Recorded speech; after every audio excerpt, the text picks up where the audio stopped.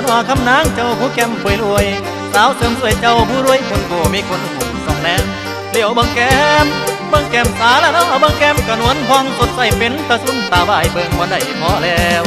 ตาเปียวเห็นแล้วใจสว่างสวยดังตากวางในเทพนิยายมือเรียวจะเลี้ยวมองใช้ไหลเล็บมือใส่น้ำยาบางมาได้เห็นนางทั้งนี้เดินผ่านเจ้ามาเปิดร้านไก่สี่แยกบ้านลาโพบริการทั้งคนหนุ่มคนสาวสาเซ็ตก่อนเป่ามาเฝ้าเสริมความงาม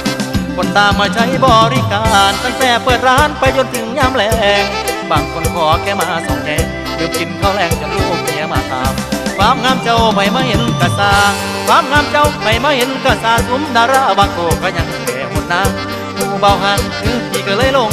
สุมเบาหันคือพี่ก็เลยหลงใจบ่วงน้ำสาวนั่งเหงาที่เป็นบ้าเที่ยวมาละตัดผมบ่เศร้าผมบ่ทันยาวก็เฝ้าเที่ยวมาซอยได้มองแค่วันละน้อยได้ชิมยิ้มวันละน้อยดังเล็ดตาซอยมาเสริมกำลังใจเสริมพอใดมีความสด